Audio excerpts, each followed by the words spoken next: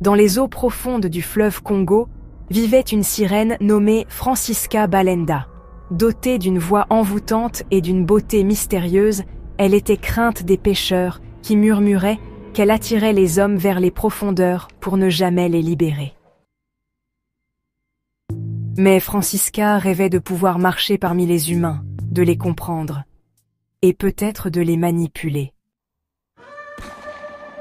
Un soir, une vieille prêtresse vaudou, liée aux esprits des eaux, lui offrit un marché. « Je te donnerai des jambes, mais en échange, tu devras infiltrer la sainte famille kimbangiste et semer le chaos parmi leurs fidèles. » Sous une pleine lune sanglante, Francisca émergea des eaux, ses écailles se transformant en une peau dorée, ses nageoires devenant des jambes fines. Vêtue en humble pèlerine, elle se dirigea vers Nkamba, la ville sainte des kimbanguistes.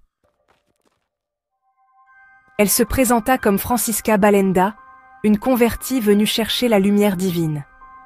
Sa beauté et son charme hypnotique lui ouvrirent rapidement les portes des cercles influents. Les pasteurs, subjugués, la croyaient bénie.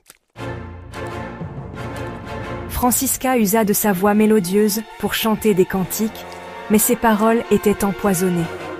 Elle murmurait aux pasteurs des révélations. Dieu vous a choisi pour plus de pouvoir. Les autres vous jalousent. Le Saint-Esprit vous ordonne de m'écouter. Peu à peu, des divisions apparurent.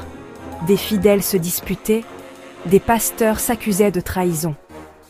Certains, sous son influence, commencèrent même à pratiquer des rituels étranges, mêlant prières kimbanguistes et anciennes invocations des eaux.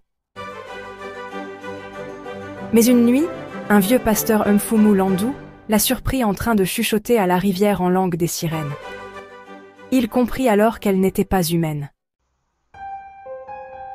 Lors d'un grand rassemblement, alors qu'elle prêchait, il l'aspergea d'eau bénite, mélangée à de la terre sacrée de Nkamba. Ses jambes se recouvrirent d'écailles, sa peau devint bleutée. Les fidèles hurlèrent de terreur en voyant la vérité.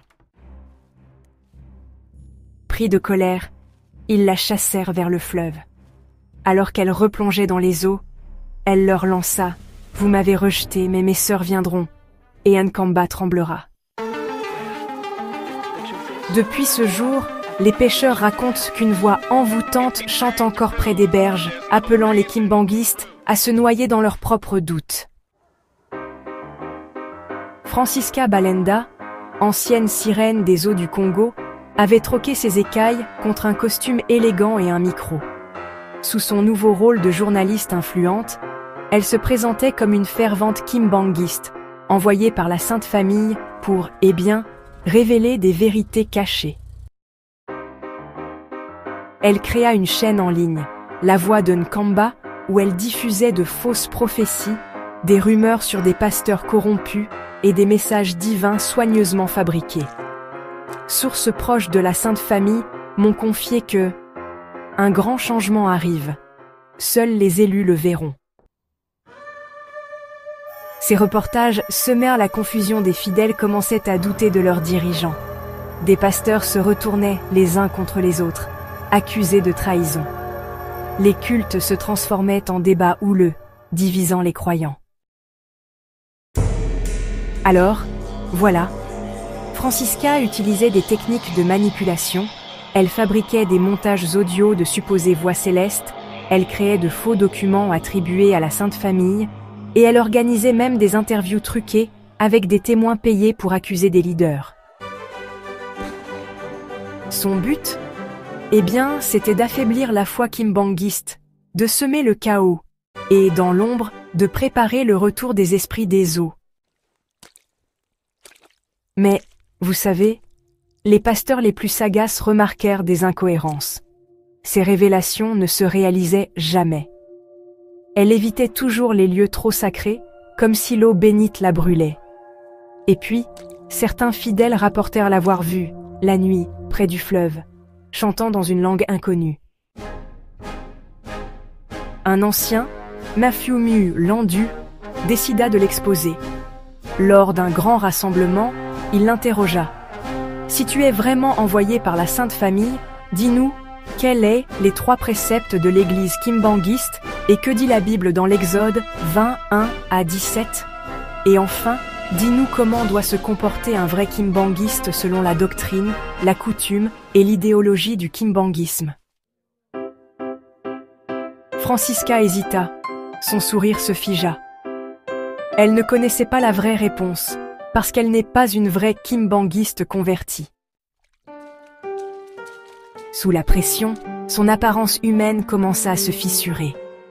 Sa peau devint moite, et ses yeux brillèrent d'un éclat surnaturel.